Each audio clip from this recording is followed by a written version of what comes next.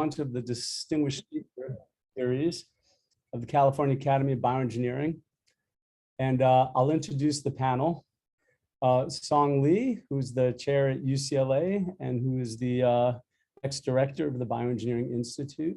Dr. Shu Chen, and a distinguished professor at UCSD. Geert Schmidt-Schoenbein, also from UCSD. Lihong Wang, who's going to join us, who's a professor at Caltech. Bruce Tromberg, who's the current director of the NIBIB and a professor at UC Irvine. And of course, our speaker tonight, Roderic Pettigrew, who's the founding director of the NIBIB and now dean and CEO at Texas A&M. I'm Scott Simon. I'm the director of the Bioengineering Institute of California and a professor at UC Davis. Since many of you tuning in may not be aware of exactly what the California Academy of Bioengineering is, I'll briefly outline the functions and the purpose of the speaker series tonight. Priority one for the Bioengineering Institute is to support research and creative work in bioengineering carried out across all the 10 UC campuses. And we do so by creating a coherent network for exchange of information, for the pursuit of inter-campus collaboration, and also to share the resources that are relevant to the advancement of bioengineering. This effort was initiated by Shu Chen at UC San Diego about 2 decades ago. And some of the functions that the BIC does is we put on a yearly UC system-wide summer meeting and several other functions. And as of last year, we were renewed by the UC Office of the President for the next 5 years. We're a multi-campus research unit, just like the California observatories. One goal of UCOP that they advocated was to have the Bioengineering Institute build bridges between biotechnology and biopharma. And in order to pursue this, the Bioengineering Institute Steering Committee, which is made up of the 10 chairs, as well as an industry representative, who's Walt Baxter at Medtronic. What we did was we invited each of the National Academy members who practice in California to accept membership in this California Academy. And even though this was during COVID, we had something like 80% acceptance rate and a lot of enthusiasm for this endeavor. Now, the first activity that an executive subcommittee that was formed was to nominate 6 distinguished speakers for this series. And you could see that they represent a diverse group of leaders in our field, and some of the next speakers are actually shown there. What we asked these speakers to do is to deliver presentations centered on the future trends in bioengineering and its benefits to society. I'll end my remarks now, and I'll thank the California Academy Subcommittee, co-chaired by myself and Geert Schmidt-Schoenbein, and also assisted by Kathy Farrar from Stanford, Lihong Wang from Caltech, Ellis Meng from USC, Vic Rogers from UC Riverside, and Fiona Black from Illumina. So you can see that we have a wide variety of industry, private, academic, and also public academics that are that made up the subcommittee for this speaker series. Without further ado, it's my pleasure to introduce Shu Chen, who will introduce the speaker tonight.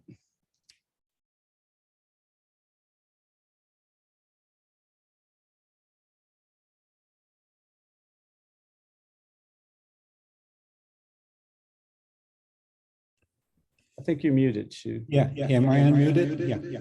Okay. Thank you, Scott. It's my great pleasure and privilege to introduce our inaugural speaker, Dr. Roderic Pettigrew. After graduating from Morehouse College, Dr. Pettigrew received his PhD from MIT, MD from University of Miami, and clinical training at University of California, San Diego. He had an illustrious career at Emory University with outstanding work on 4D MR imaging of the cardiovascular system. In 2002, Dr. Pettigrew was appointed as the founding director of the National Institute of Biomedical Imaging and Bioengineering, NIBIB, at the NIH after a national search. In his 15 years of superb directorship, Dr. Pettigrew led innovative research and its translation nationwide with convergence of life sciences, physical sciences, and engineering. He provided visionary leadership in science and engineering, promoted technological developments, created effective collaborations among industries, government, and universities, and achieved remarkable international cooperation. He established many innovative initiatives in research and training, such as the Quantum Projects and the Trailblazer Award. Dr. Pettigrew's superb contributions at NIBIB have left an everlasting impact on bioengineering and biomedical imaging in the United States and beyond. In 2017, Dr. Pettigrew was recruited to Texas A&M University and Houston Methodist Hospital as CEO of Engineering Health. Robert Welch, Professor of Medicine and Executive Dean for EnMed, Intercollegiate School of Engineering Medicine, that educate a new breed of engineering-minded physicians to solve healthcare problems. In his new role, Dr. Pettigrew has made tremendous contributions to education, research, and translation by integrating engineering and medicine. In recognition of his outstanding accomplishments, Dr. Pettigrew has received numerous awards and honors. He has been elected to the National Academy of Medicine, National Academy of Engineering, and National Academy of Inventors, as well as a foreign member of the National Academy of Sciences in India. We are most fortunate to have Dr. Pettigrew giving the inaugural distinguished speech on engineering medicine for a global society for the California Academy of Bioengineering. Let us give Dr. Pettigrew our warmest welcome. Dr. Pettigrew. Thank you, Shu. How's my audio, Scott? I can hear you fine. Okay. There was a little bit of an echo on my end previously. Yeah, that might have been on Shu's end, but why don't we toggle you up to the... I will unmute. Okay, but you can hear me well. Perfect, no echo. Okay, no echo. So let me, first of all, thank the Academy for this distinctive honor of being asked to be a speaker in this series of distinguished speakers, and to have the honor of being the inaugural speaker, and to have been introduced by my dear friend and super special mentor, Shu Chen. I have to tell you, Shu is more than a mentor. I had the privilege of attending the ceremony when he was awarded the National Medal of Science in Washington. And I was there with his family. And all of his family members, his multiple beautiful granddaughters, all referred to him with such reverence and adoration, using the term Papa. They said, "Dear Papa." And from that day forward, I considered Shu Chen also my Papa. In fact, he's a Papa to all of us. And all of us who know him know that's true. That's just not an exaggeration. Shu Chen is a Papa to all of us and to the whole field of bioengineering. So I just could not be more honored to be able to participate in this event and to be introduced by our Papa, Shu Chen. So thank you so much. And I also have to tell you, and since I see Bruce there, is that when NIBIB had its 10th anniversary, I think, in 2012. During this similar event, where the California Institute of Bioengineering was having your annual gathering, that exactly coincided with the dates of our celebration of the 10th anniversary of NIBIB. And so I emailed Shu and asked him, not knowing that, if he would be kind enough to deliver the closing remarks. And he said, well, this is the same time that we're having our University of California system-wide meeting for bioengineering, but I will be there. He said, I'm the chair of the meeting. I'm going to open the meeting. I'll take a red eye, fly from California to Washington on the red eye, be there in time the next morning to close the meeting, or afternoon, close the meeting. Then I'll fly back to California and close that meeting. And he did it. Unbelievable. So just so delighted, so memorable. I am going to share my screen now and bring up my slides.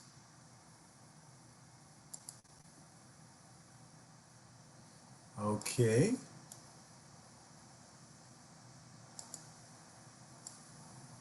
Minimize my gallery and make sure that I'm sharing the sound also. And then hide the floating meeting controls, bring up my first slide. And Scott, just a visual check with you to make sure everything is coming across. Yes, sir. I see it loud and clear. Okay. So the title of this presentation is as advertised and as Shu indicated, looking at how we as bioengineers can make a difference in the delivery of improved health to everybody on this planet. So the title is Engineering Medicine for a Global Society. The World Economic Forum that meets every year at the beginning of the year in Davos, this year had as one of its themes the future of health and healthcare. And in that theme, they identified, and it will come as no surprise to any of us, the need for the global healthcare system to undergo a major transformation. That has really been brought into quite dramatic relief with the pandemic these last 2 years, as we well know, but with a focus on disease prevention and health promotion that is maintaining health for the entirety of our lives with the goal of living better lives, that is healthier lives, and longer. So health and longevity, and those two terms will come up again later, as will the goal of transformation. Taking a little deeper look at this issue, the needs in Kenya, as an example, are illustrated here. Some of them surprised me and some didn't. So I was recently involved in a bioengineering summit in Kenya a few weeks ago. And the need for vaccines against malaria and COVID were not surprising, but also measles now. And the one that did surprise me is this polio outbreak in 13 countries. About a decade ago, Bill Gates visited the NIH, and he was so proud that the Gates Foundation had made substantial gains in eradicating polio, reporting at that time that there were only 2 countries that still had polio. So I was surprised to find now that this is now surged in 13 countries. So a need for transformation is certainly there. And then looking at this e-magazine called African Renewal, at some of the challenges in Africa. Health care services delivered to remote areas. We have that challenge in the US, but even to a greater degree in other countries in underserved settings. The arrival I was delighted to see of portable ultrasound, particularly this one, Bruce, was a result of an NIBIB initiative and award to General Electric. This is a GE V-scan. And mental illness, of course, is prevalent everywhere and has become much more recognized than when I was in medical school and doing my training at UC San Diego. So the need for transformation is clear. The focus on prevention is logical and smart, but we're particularly keying in on health and longevity. This concept of transformation is, of course, not a new one. Every generation talks about being transformative, and every generation talks about innovation. And there's a good reason for that, because they are unending. There is no limit to being innovative, and there's no limit to transformation. But this was a book that presented a different view almost 25 years ago, called Pasteur's Quadrant. Many of you no doubt are familiar with this, and it talked about work along a couple of axes. Work that was pure basic, typified by Niels Bohr and his model of the atom, as we all know, and work that really wasn't pursuing new fundamental understanding of the laws of nature, but rather to use those and to invent devices that could be used, and those are typified by Thomas Edison and his invention of a light bulb. But Stokes posited that the real innovation and transformation occurs in this quadrant typified by Louis Pasteur, where there's an intersection between discovery and invention. As was the case with Pasteur, who initially worked as a microbiologist studying infection, and that eventually led to his development of the vaccines. Those did not occur at the same time, but I think a point here is that the concepts did occur in the same brain. And that, I think, is a key point.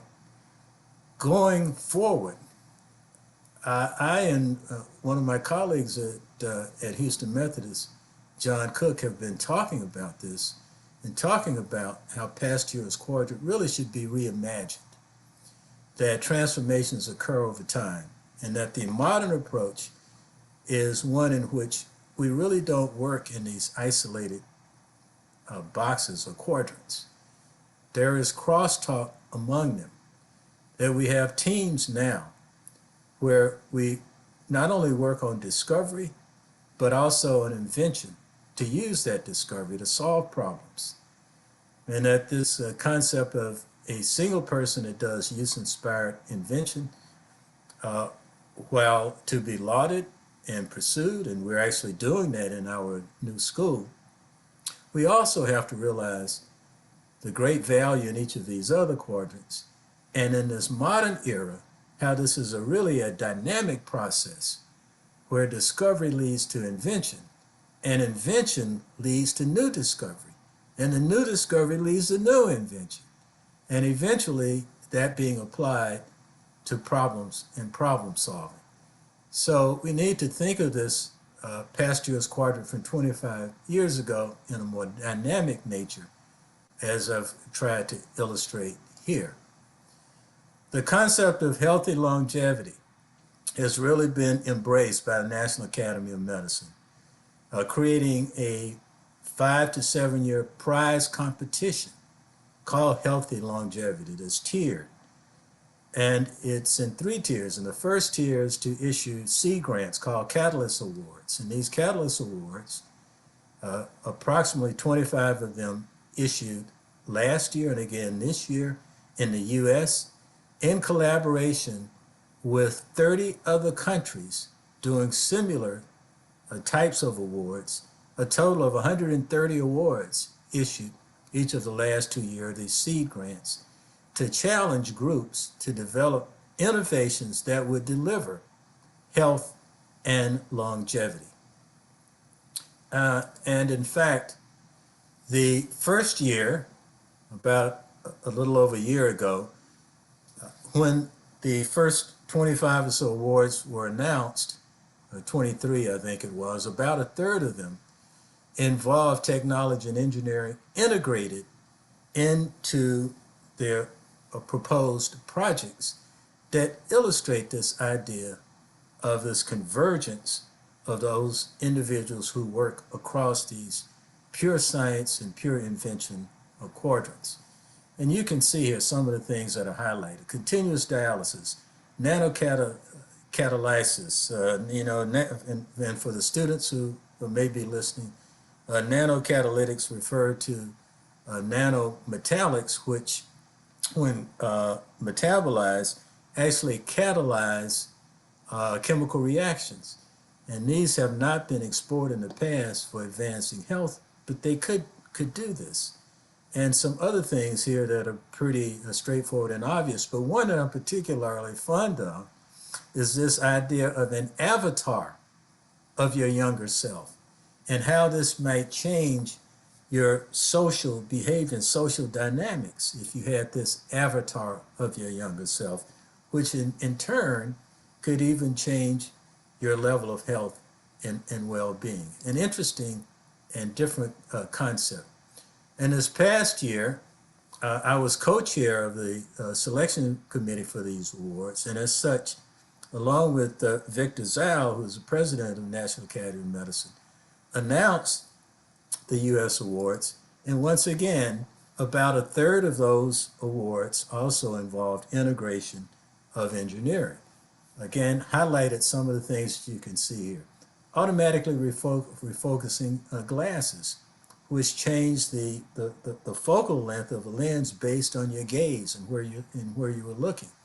This concept of turning your movements into sound, using systems in your home and entertainment systems and music systems in your home, along with sensors that detect your body movements and analyze those to indicate whether or not you're moving in your normal, healthy manner, or does your rate of motion, acceleration, body change, posture, time you spend in a given room, for example, in a location, if those are indicative of something is wrong, and using music to indicate that. An interesting concept. The dynamic signature of blood pressure based on cuffless blood pressure project that we started, a decade ago at NIBIB, as Bruce knows. And here's a concept that I like. We know that light can stimulate neurotransmitters. So repurposing the light bulb to emit light at specific frequencies that would stimulate serotonin, for example, that would improve your mood and health and well-being. These are some interesting concepts that involve technological innovation, converge with medicine and its goal of healthy longevity. So that is a bit of a backdrop to illustrate the view that I was advancing in this commentary that I wrote about a year ago when we were smack in the middle of the first wave of COVID. The title published by the National Academy of Medicine of this opinion piece was engineering better medicine for public health crises in the future. And in this, I posited that we needed a deeper integration of clinicians and engineers to meet these challenges. And this deeper integration would include medicine, sociology, because we really haven't in the past considered the sociological aspects, behavioral and social sciences, to the degree that we should. You know, we've been focused on invention and innovation, on the what is what I call it, but we also need to consider the individuals to whom this would be applied, where they are, and how it might be applied. And this I call convergence engineering, so that innovations would be designed with accessibility, ease of use, social application in mind, and particularly targeted to redress the socially based inequities that have been so dramatically illustrated by COVID. So indeed, now we're in the throes of these compounded crises initiated by the medical crisis, which resulted in this dramatic economic crisis that we're still struggling with, and unveiling what has been a long-standing social crisis, but brought into stark relief with people of color being infected 4 to 5 times those of majority populations, and with death rates around 3 times those of majority populations. So this has led to a report by the Office of Science and Technology Policy on pandemic preparedness and how we can be better prepared for future pandemics. And now, I think this was done before the Omicron variant, but we appreciate that these variants will continue to emerge, particularly as long as we don't have herd immunity and wider spread of vaccination. But here's some of the key things that are identified and reported in this report. We need to transform medical defenses, and this idea of having vaccines made quickly, rapidly against any virus, this pan-virus, this needs immunoengineering. Therapeutics before the pandemic, additional approaches to attacking the viruses, also requiring immunoengineering, and simple and inexpensive diagnostics. The kinds of things that NIBIB was working on in the first pandemic under Bruce's direction. And situational awareness. So we need early warning systems and real-time monitoring systems. And there's been advances in that I'll refer to. Prioritizing vulnerable communities. As engineers, we're accustomed to designing systems to work and address boundary conditions, to work within boundary conditions. That can and should be a focus of our work going forward. The kinds of things I talked about, realizing who this will go to, where they live, how it's going to reach them. Is there connectivity?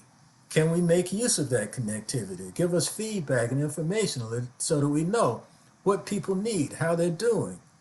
Those kinds of things could be built into the systems of tomorrow. The cost effectiveness, availability, reusability, or design parameters could be included and those goals achieved. So I like this last recommendation from this report. Manage the mission with the focus and the governance that was used to successfully take a man to the moon, land him, and return him to Earth, as was done, many, many decades ago now. The Apollo program, in conjunction with the international scientific community. And this to me says a holistic approach where you consider everything from beginning to end. And that, again, is a role for engineering. So I add my additional goals to this overarching report of an explicit focus on underserved communities needs to be included. And we also need to think of engineers as part of the holistic response team, that there needs to be a system approach. Again, going back to the way the Apollo program was managed. So that when the hospital CEO sits down and gets his infectious disease expert and his head of intensive care and the chief of a nursing operation are all sitting around the table, I would submit you should also have an engineer at that table to have this systems approach. This team approach is very much evident if you, and as we all no doubt have, read the history of how we successfully, as a scientific and engineering society, developed these multiple COVID vaccines. This report from the New York Times a couple of months ago, focusing on Katie Carrico and her colleague Weissman, but outlining the various steps. And those various steps indicate the necessity for a team effort and for advances in multiple disciplines. These individuals demonstrated that you could instruct cells to make part of a virus using mRNA. That was the first step, but not the only step. We needed some way to package the mRNA and deliver it. So the work of Peter Cullis and his colleagues at the University of British Columbia, and I've spoken with Peter, he gives a fascinating story of his work and how he developed this lipid nanoparticle to be ionizable so that it was responsive to the pH of the system. Outside of the cell, it was intact. Once entering, docking in the cell, entering the cell, the pH caused it to open up and release the mRNA. It took a while to develop that. And then Barney Graham and Jason McKellen, Barney at the NIH, and the Infectious Disease Institute, discovered a way to make the spike protein stable so that you could elicit a strong immunoresponse to it. A specific mutation in the protein makes the protein stable. This team effort led to the successful development of the vaccine. So this speaks to immunoengineering. This particular article, written 2 years before the pandemic, describes it in those terms, talks about technology innovation, engineering of the RNA sequence, of mRNA engineering for a new era of vaccinology long before COVID had come on the scene, recognizing the interplay of these disciplines. And now going forward, thinking of the challenges ahead of having a universal vaccine, as Tony Fauci describes it, and described it long before COVID. He would talk about our need to have a universal vaccine, now being referred to as a pan vaccine. But this work developing antibodies that target multiple sites on the target protein, not relying on a single site, and having that as potentially having a broad applicability for variants to come. And additional ancillary alternative nanotechnologies with ways to fight the viral particle. Here, this artist's rendition of a DNA construct here that has the ability to fold, but has within it the receptors for the viral particle, the COVID receptors in it, and it attracts it into this open space here, folds over the viral particle, or is folded, and is folded over the viral particle, and it prevents it from entering the cell. This type of construct underdeveloped, and others where the polymers that simulate the membrane to which the viral particle would like to attach, but after it's attached, delivers a therapeutic blow. So now, with the surge of COVID again, and the advent of additional variants and the breakthrough infections that all of us are seeing, we once again have the concern about vaccines and also wearing masks. And indeed, no doubt, all of us at times wear masks. I just returned from a meeting where masks were were the order of the day.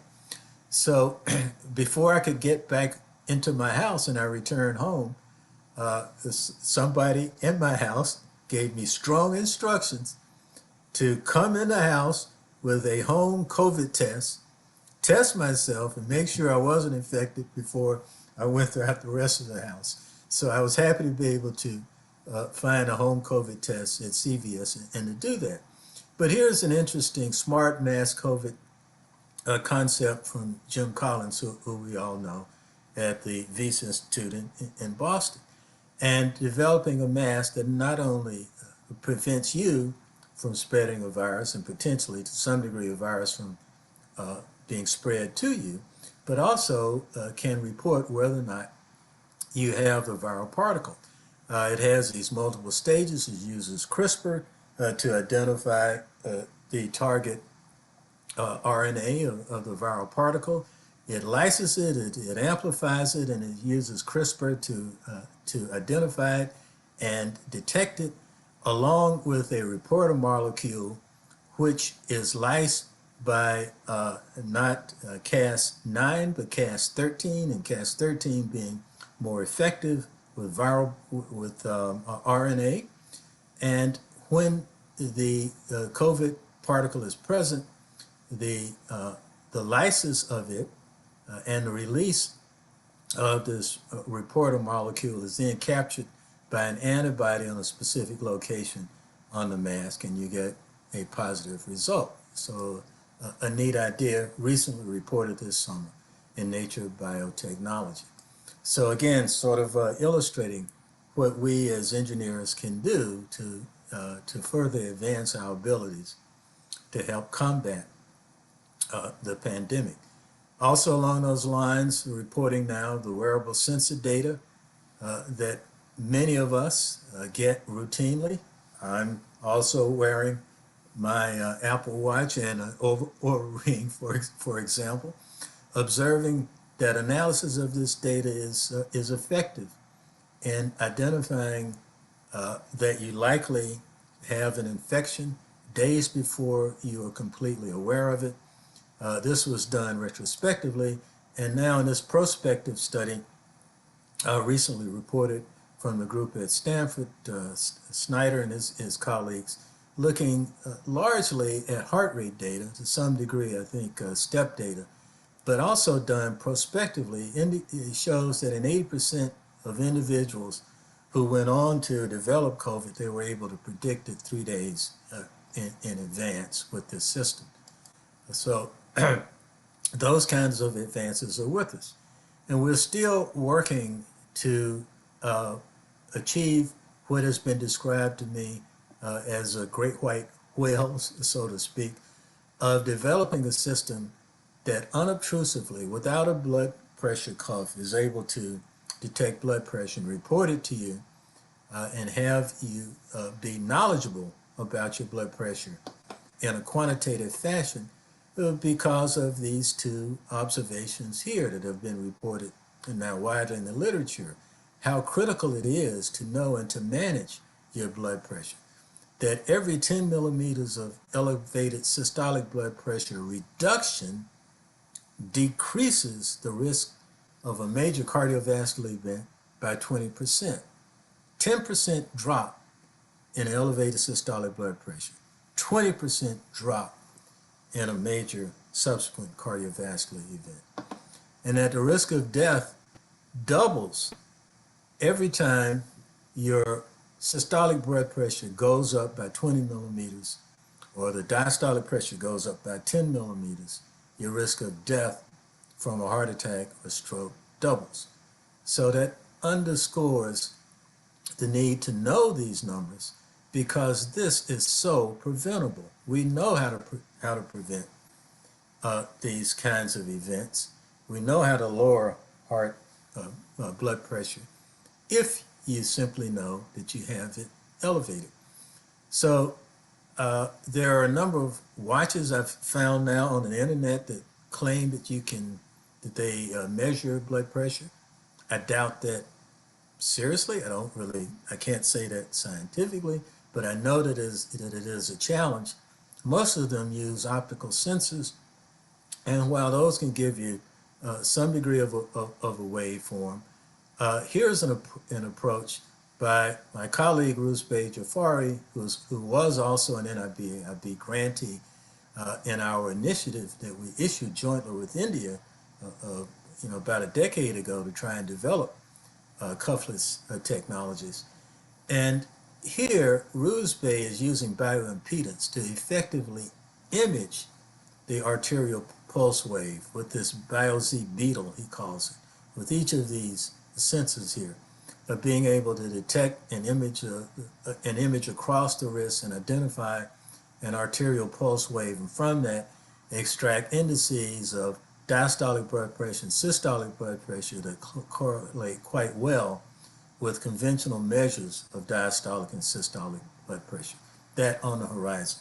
And also now pointing to the growth of point-of-care technologies and devices, leveraging POCTERN, which was our name for the Point-of-Care Technologies Research Network that we started about 14 years ago at NIBIB. Tiffany Lash is the director of this par excellence, and she and Bruce and Francis now created this Rapid Acceleration of Diagnostics Initiative, RADX, that we're all familiar with, that's been so effective with this fast track program for developing and distributing technologies that would allow us to test for COVID widely. Millions of those produced, some of them home of care collection kits, like the one shown here that uses a quantum dot as a sensor that you can pick up at your local CVS.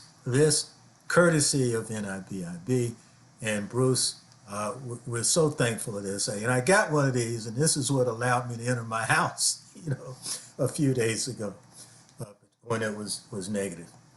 So one of the other innovations that we have been hopeful for, that I've been hopeful for, based on developments dating back a half a decade ago now, is being able to vaccinate yourself at home. So we have these home home COVID test. What about a home vaccination system? So Mark Prosnitz, a bioengineer at Georgia Tech, developed these biodegradable macroneedles. It's a patch of about 100 or so biodegradable polymers loaded with a solid version of a vaccine, which they tested in a phase 1 trial. It was quite successful while I was still at NIBIB. I think it was around 2016 or so. I left in 2017. And we reported this as a substantial advance. And when I arrived at Texas A&M, I talked about advancing this kind of technology even further, but more importantly, as an exemplar of the kind of individual we should train going forward, who develops these use-inspired innovations to solve problems and to be transformative. And I'd like to share this video that speaks to this and speaks to what we are trying to do in our new Intercollegiate School of Engineering Medicine.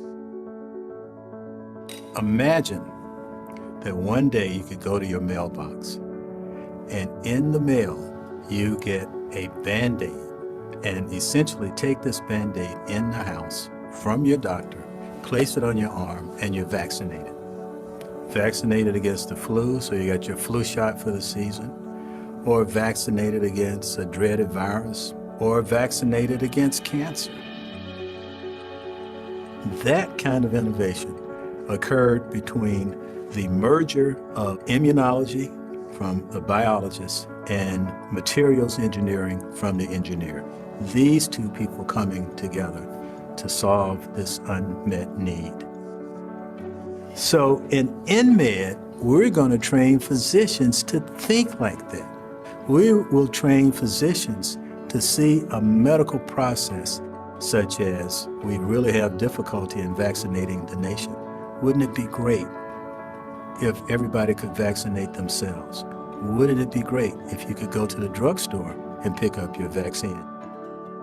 So that sort of thinking, that sort of transformational thinking is what EnMed is all about.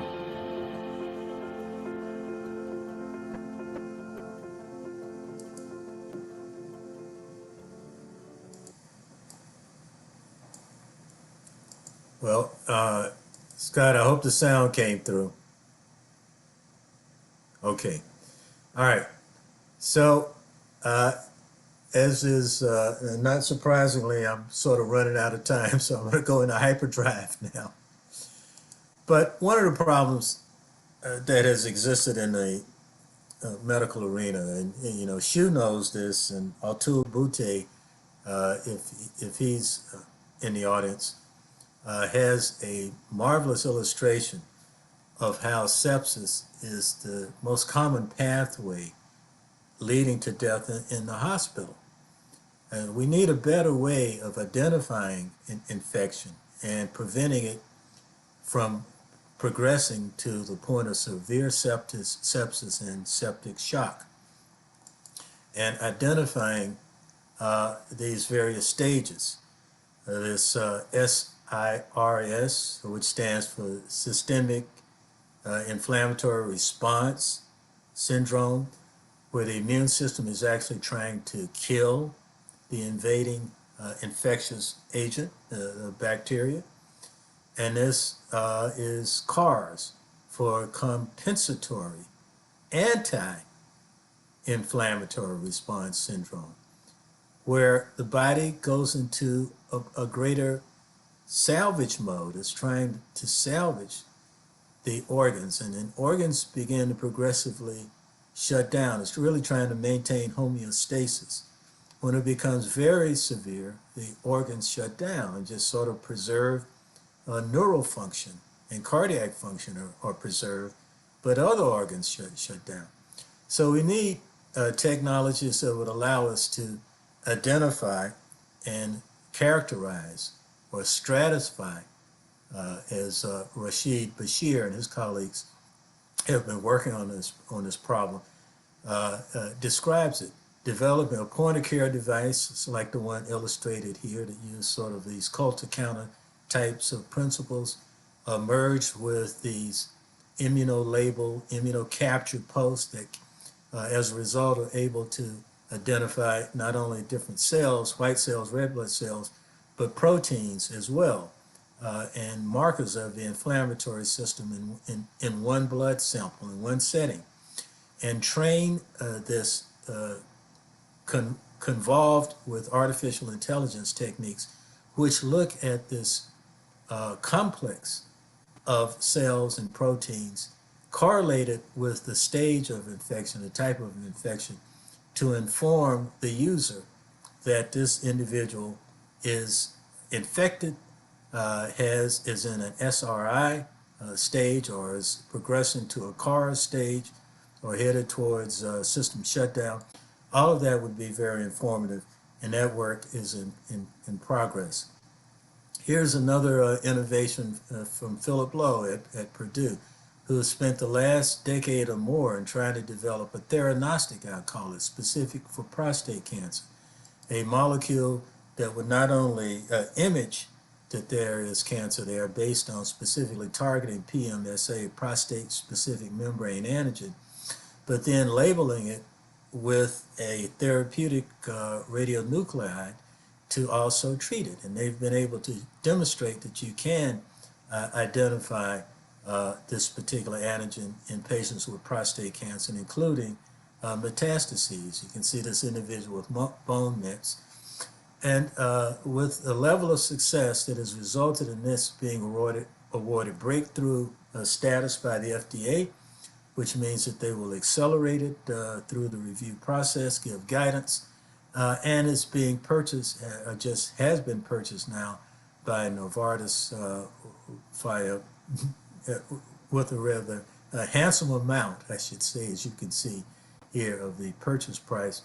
With this particular molecule, and by the way, you know, this was designed knowing the cleft in this PSMA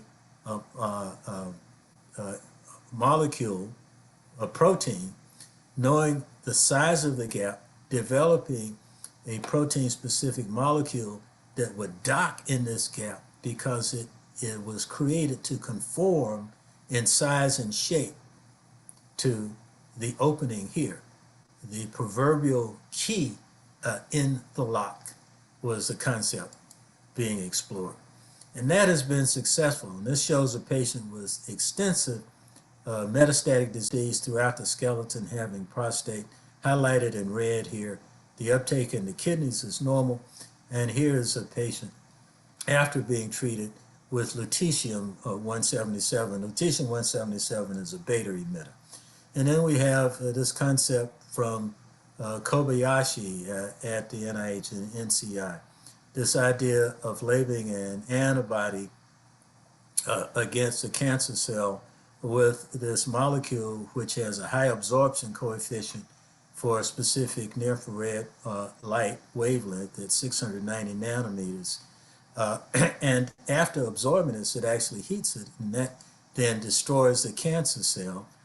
After destroying the cancer cell, that's part of the good news, that you have this delivered immunotherapy, but releasing the tumor antigens as a result of the cell swelling and dying. These antigens eliciting an immune response, educating the T cells to attack any residual cancer cells, and also, at least in theory, developing memory T cells so that you become vaccinated.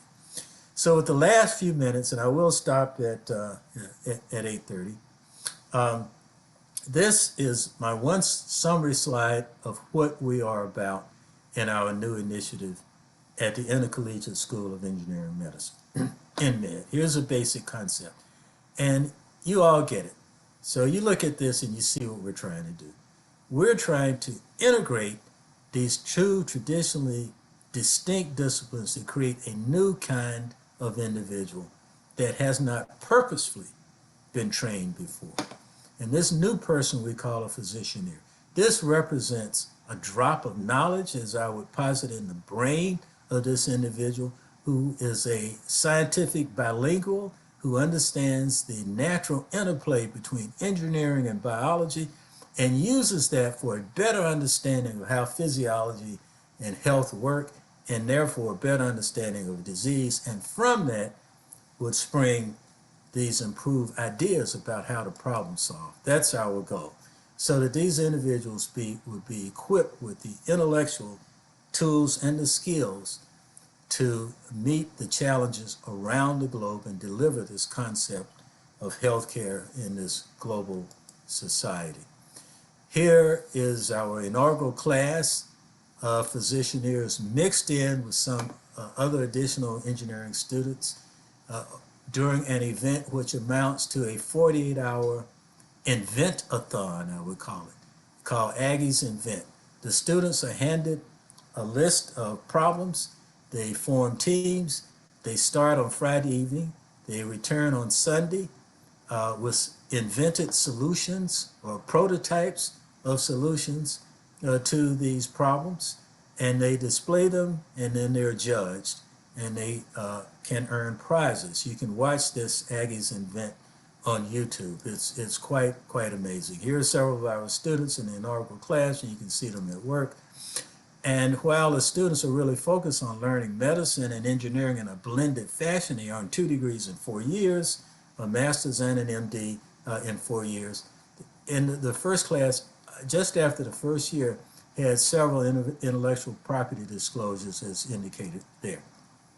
And the very final thing I want to do is to give a bit of a shout out to the extraordinary intramural researcher at NIBIB, who I think has this kind of brain where he himself describes as being at home with biology and invention.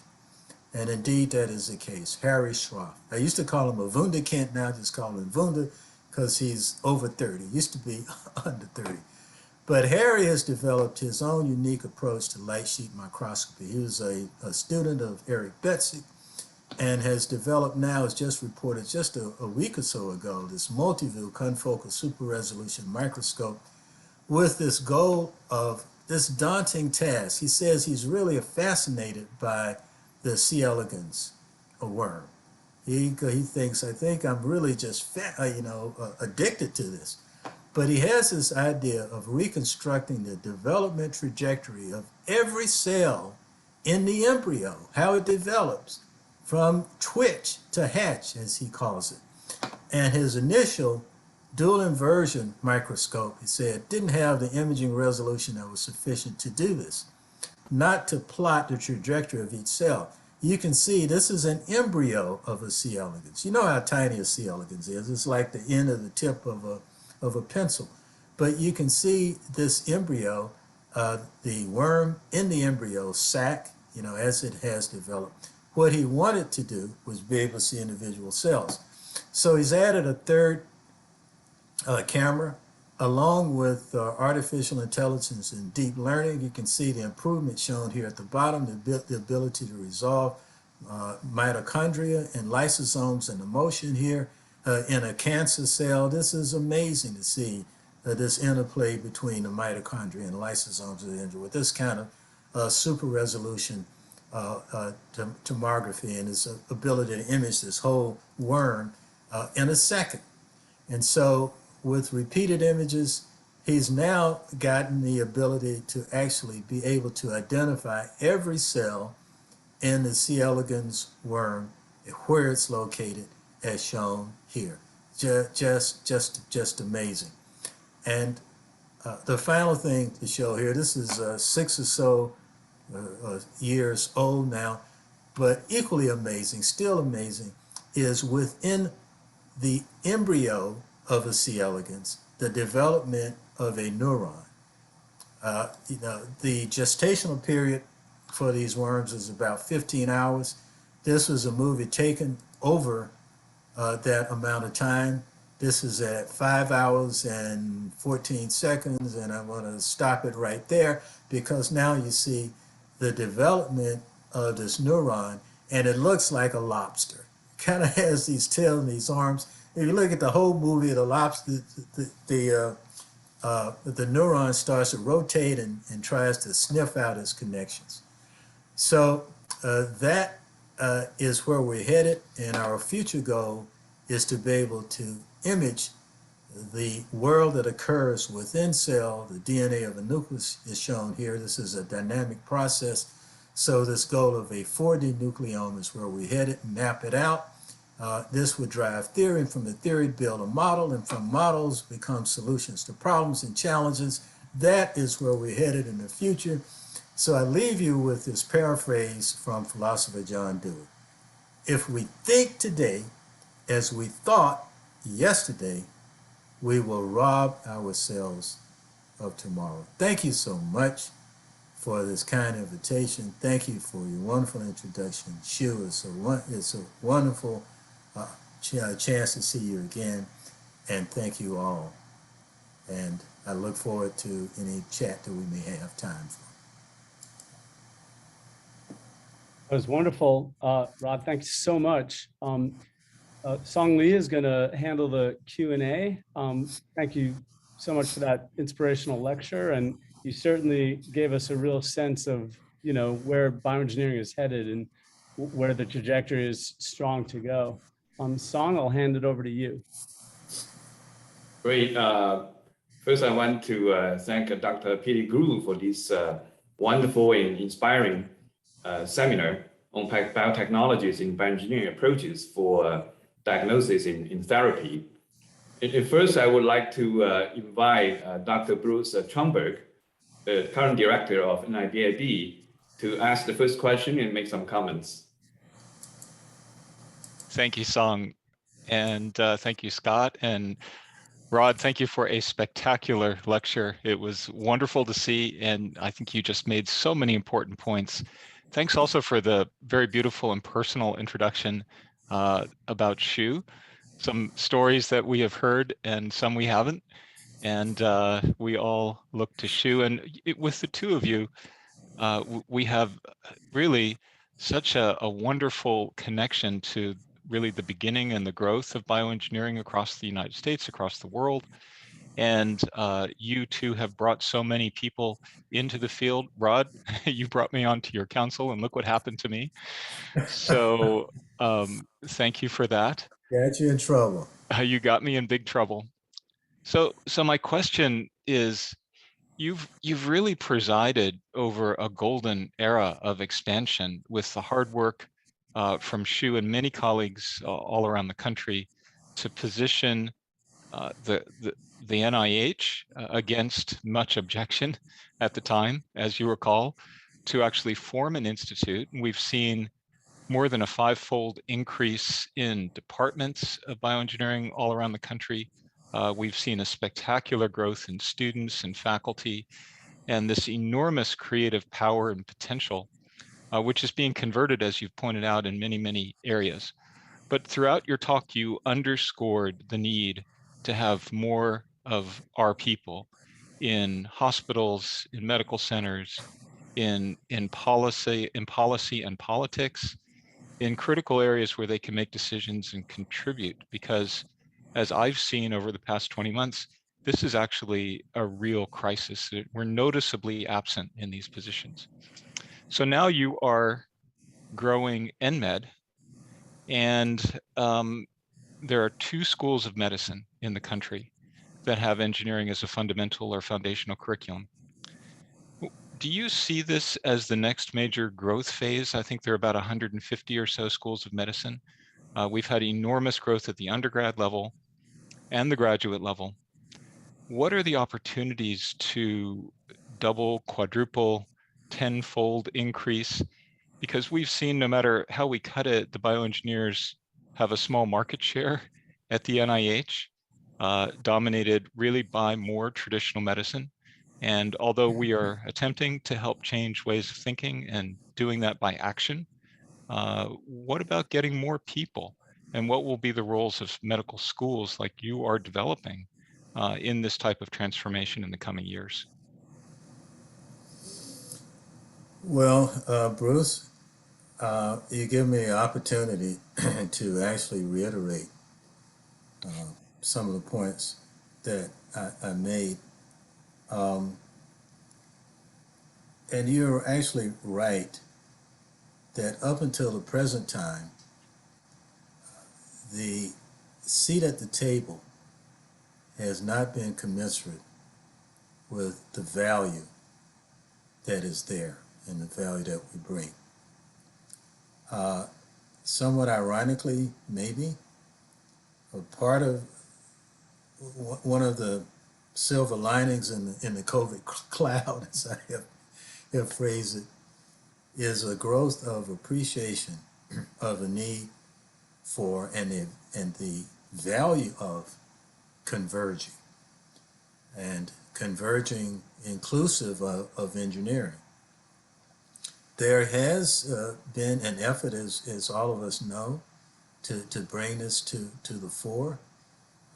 It started, in part with Shu, with his Institute for Engineering Medicine at UC San Diego. And I've seen other institutes like that pop up. There's Institute of Engineering Medicine in Minnesota. And now Columbia has what they call their rock stars of engineering medicine, or stars of engineering medicine, I think is what they are calling it. And about 2 or 3 months ago, I spoke with the president of RPI, Rensselaer Polytechnic Institute, Shirley Jackson, and she was so pleased to tell me that they had signed an agreement with the Icahn School of Medicine in Mount Sinai in New York. And they are now partnering, I think, all recognizing not only the value that we bring, but the need that's there. We really, your comment pointed to that. We really need, it's not just a luxury, it's a need. If you look at the challenges that we face worldwide, even this idea, and I credit Victor Zhao for coming up with this term of healthy longevity. That was a term he came up with. When he first mentioned it to me, when those words came out of his mouth and he started to try to explain it, I said, you don't have to explain. I got it right away. You know, healthy longevity. That just sums it up. That's what we're all about. And he said, well, we need to involve more. I said, absolutely. You, not only do you want to, you need to. It's the only way that we can get where we would like to be from where we are now is through technological innovation. If you can consider the daunting challenges that we have of the masses of people that are without. And despite all these fantastic advances that we have, they just aren't everywhere. And the virus is driving home the point. If we don't look at our challenges globally and have this global view and perspective, we're always going to be challenged repeatedly.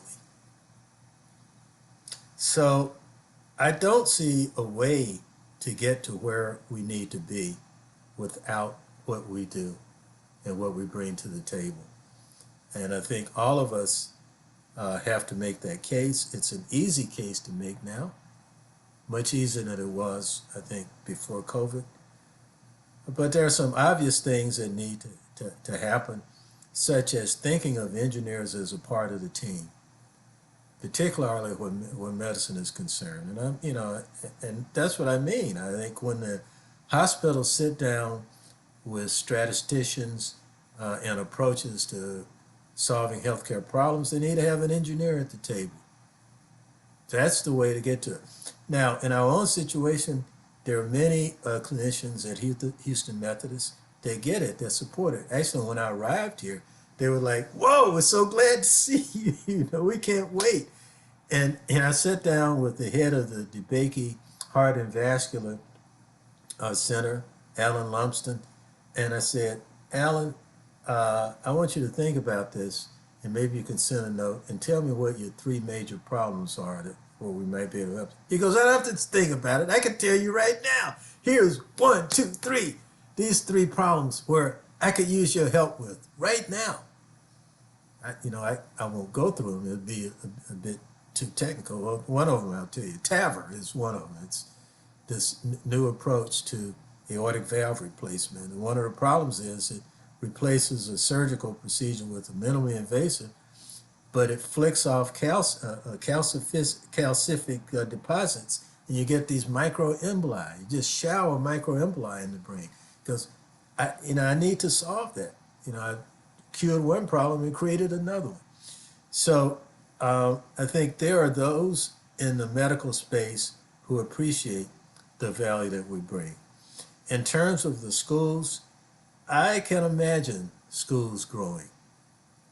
So the sepsis work that I talked about, that's Rashid Bashir.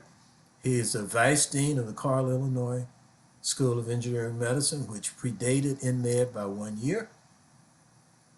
I talked to him today, actually. He told me they're going to graduate their first class, at the end of this year. We'll graduate our first class at the end of next year.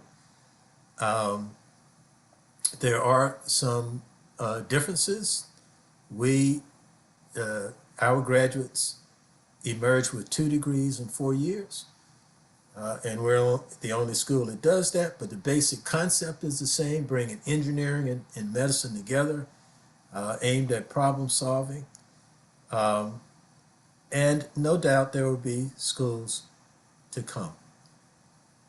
I will tell you that I am planning, Bruce, and maybe all of you can assist in this, in creating a new professional society. The International Society of Engineering Medicine, along with Carl, Illinois, is a co-contributor and co-planner, and a similar program at Vanderbilt, but also different. They target MDs, but the Medical Innovators Development Program, they focus on engineering and using engineering to problem solve. To enter their program, you have to have a PhD in engineering or technology, a technical background. as another institution that would participate in this. But I'm hopeful that this will galvanize a worldwide effort to do just what you talked about. Boy, was that a long answer. Great, yeah. Okay, so I'm going to invite the panelists to make sure comments and ask questions, and then I get to the questions in the no more Q&A. answers from me. They're too long. I think I've answered every question in one answer. Yeah, so Rich in information content. yeah. Okay, so Leon. Dr. Gertz Michongbang from UCSD will be the next, please. Well, let me just make one more comment. Okay. Leon, my talk was so long, you know, so we all know Leon, but he sent me this beautiful example of photoacoustic tomography and how he's able to image functional regions in the brain with the same level of specificity as 7T fMRI, which is the gold standard. Amazing. But I had so much stuff to show Leon, I just couldn't include that. And when I saw you, I thought, well, he's going to present it. So I let the original author present it at some future point. Thank you, Rod. Yeah, good, please. Rod, thank you for this absolutely marvelous presentation. I want to just pick up on some of your last points you made. When are we going to have the first session in a biomedical engineering meeting that presents grateful patients by engineers and their physicians? Well, you know, Bruce knows this, and shoot, we could do that now. I've never thought of that. But we could do that right now. I think there are many patients. In fact, we have had patients. You know, I can think of 2 or 3 of them. Yeah.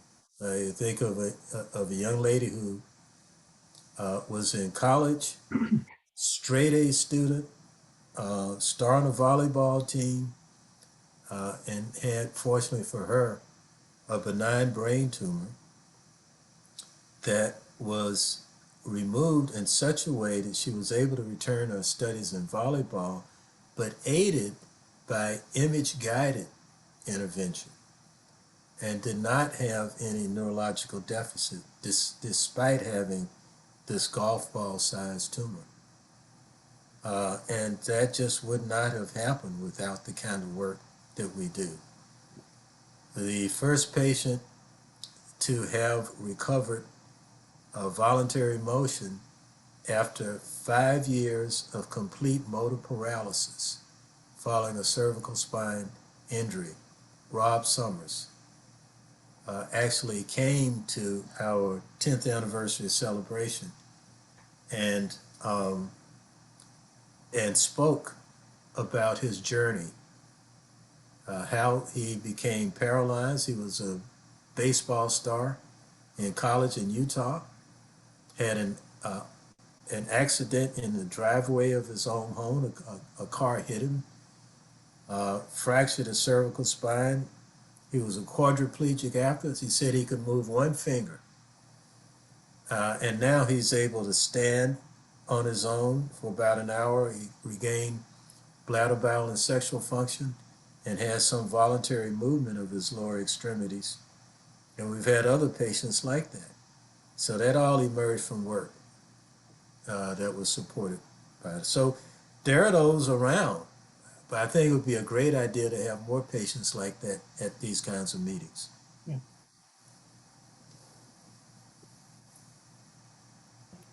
I'd like to invite Dr. Li-Hong Wang from Caltech to ask a question and make comments. Thank you, Sung.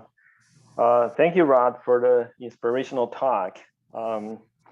I was particularly amazed by the posterior quadrant. You know, I guess I was ignorant enough. It's my first time seeing this quadrant.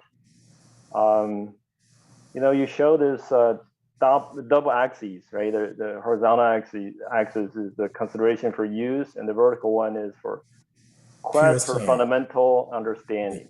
Fundamental So, understanding. yeah, this is you give really good three examples, right? Bohr, does fundamental research with not much consideration for immediate use. Then you got Edison on the other extreme, right? So very applied, highly useful. And then you got Pasteur himself, right? So I presume he invented this quadrant, right?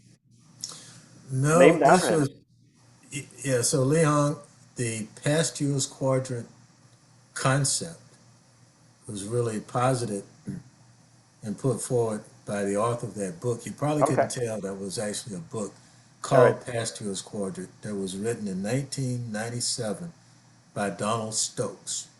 You can Right. easily find it. It's Right. all over the internet now.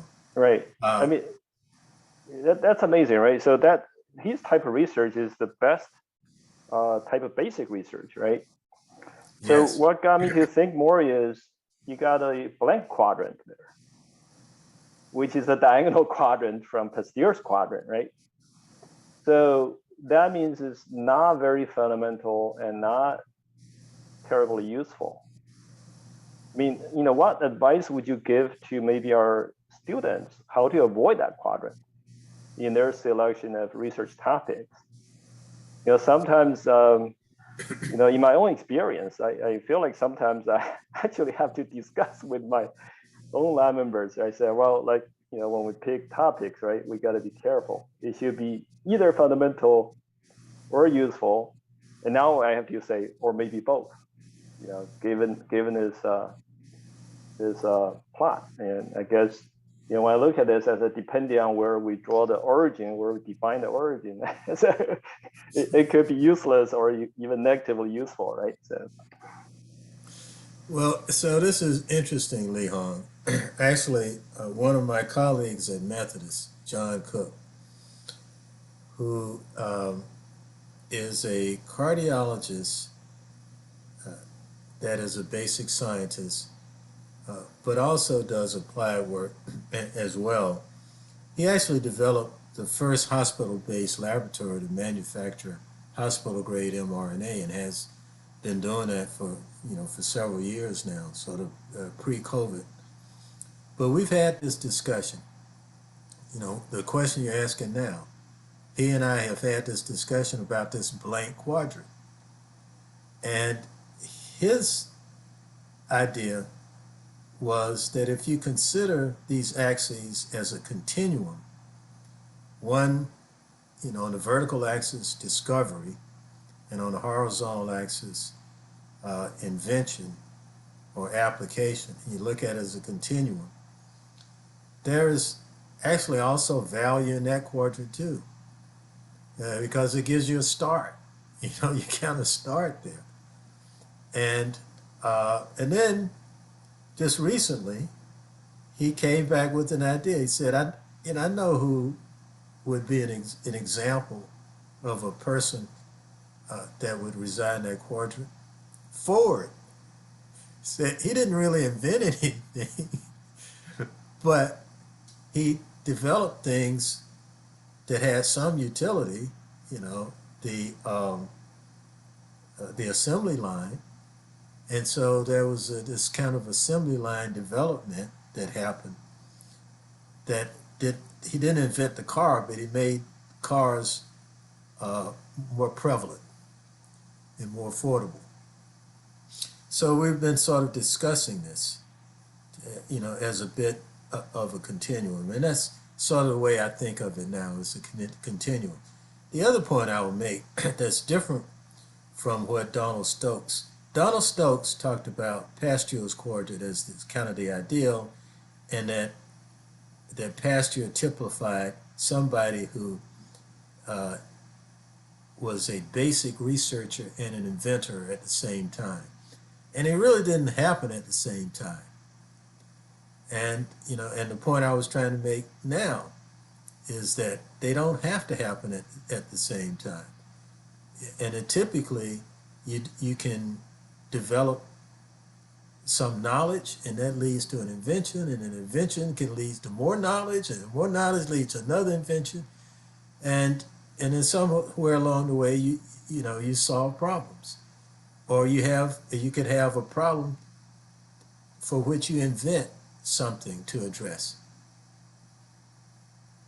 Oh, okay.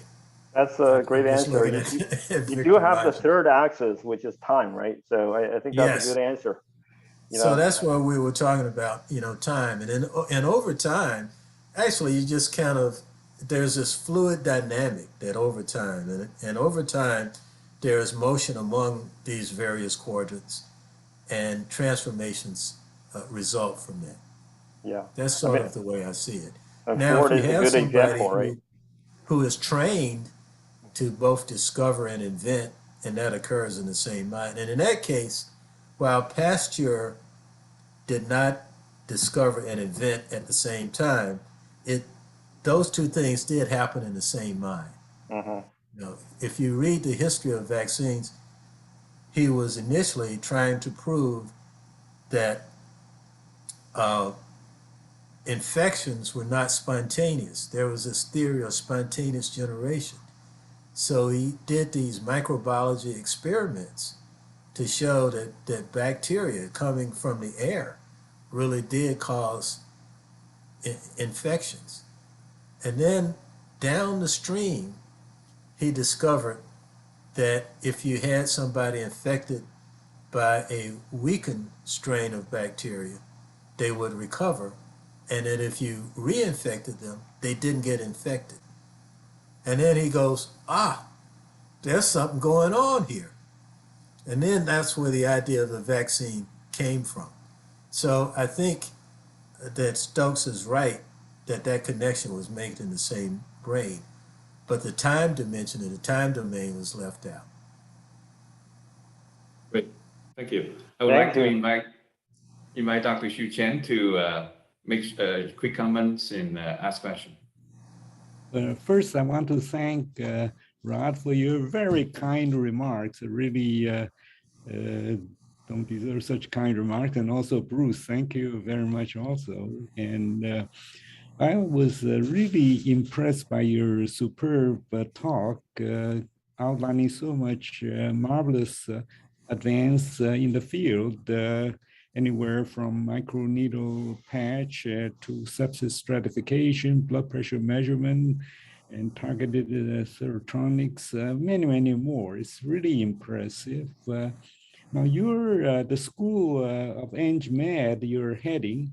This is also very impressive. I wonder what kind of engineering prerequisites do you have for the students to enter, and how is the admission ratio between the applicants and admission and attendance for these students? So those are good practical questions, Xu.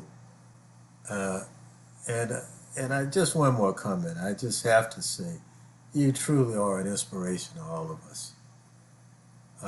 Not only for what you did, but the way you live your life and your continued activity in this community over multiple decades is just inspiring. So to answer your question, the requirement is that all of our applicants have a bachelor's, although some have a bachelor's and some have a master's. And we even have one student already at a PhD in engineering or computer science or equivalent experience, because we are trying to train problem solvers. And one other distinctive feature of our school and our program that I didn't mention is that each student is required to invent a solution to a healthcare problem or challenge. So to meet this requirement, and I would say that requirement is there, by the way, because of what we are trying to achieve. And we're trying to achieve developing medical problem solvers and inventors. So rather than just have that as an aspirational goal, we actually anchor that goal by requiring the students to invent a solution. So the background is sort of a tinkerer's, developer's, inventor's mind. We look for that in our interview process. And the requirement is that the students have this technical background, classically engineering, although we have a few students who were not undergraduate engineers, but have equivalent types of experiences. As regards the ratio of students, well, having engineering as a prerequisite does reduce the applicant pool a bit. In fact, we looked at sort of nationwide, the number of applicants to medical schools who have engineering degrees is only about 5% currently. So about 5% of applicants have an engineering undergraduate degree. So by that measure, then, I think those qualified for our program is a bit small. I'm in close contact with Carl, Illinois. We talk regularly. They have a large applicant pool, but I don't think that they require an undergraduate degree in engineering, but I'm not sure of that.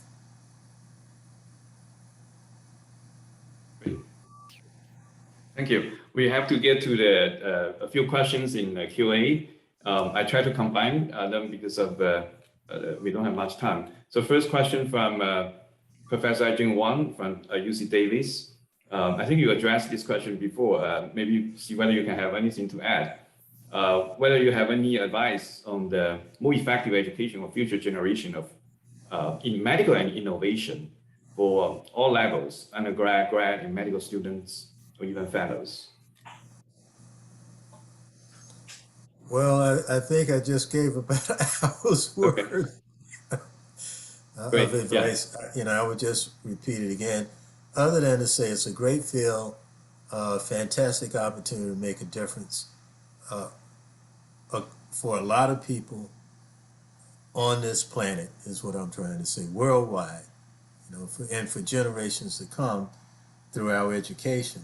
For those of us who are educators, the way I think of this is that through training this new generation to have this kind of problem-solving mindset and to appreciate the interplay, the natural interplay between engineering and biology, and there is.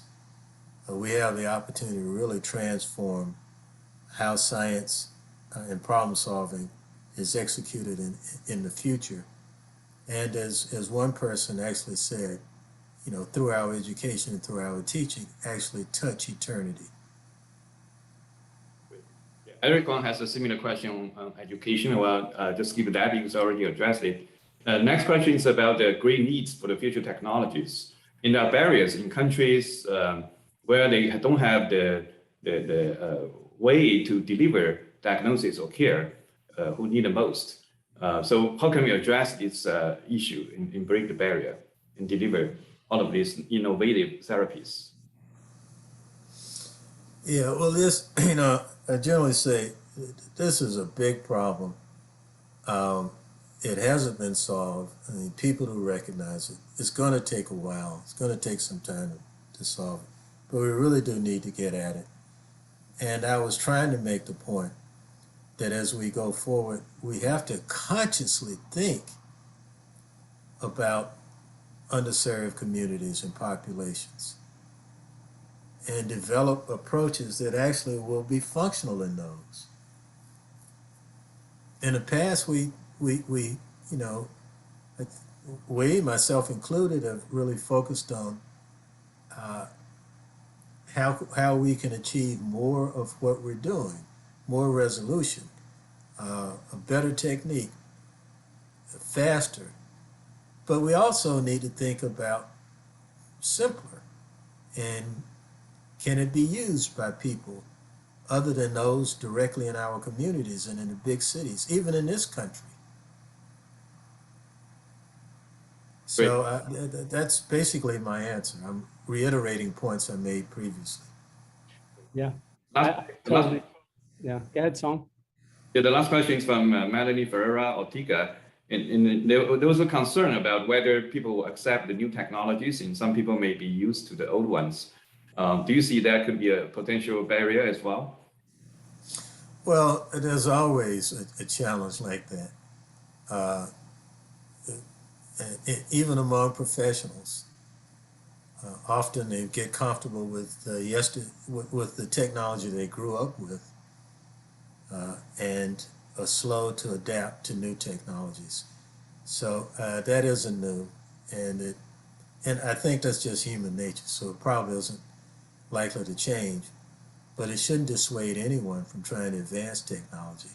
Certainly doesn't dissuade me. Thank you very much, Dr. Pettigrew, for this wonderful seminar. Now back to Scott for the final announcement. Well, you certainly met the criteria of being a leading thinker and showing future trends. You definitely fulfilled your assignment. Thank you so much, Rod. The next speaker is going to be Viviana Gradinuru, and that's going to be in February. We skip the odd months, we do the even months, and I hope everybody can tune in again. Thank you so much. I think these discussions are going to, of course, we're going to have this available for wide distribution. And I think these discussions, especially where you have both, Bruce and you, Rod, giving us your views on these things, is really going to guide where bioengineering is going in the future. And thanks so much. Thank you.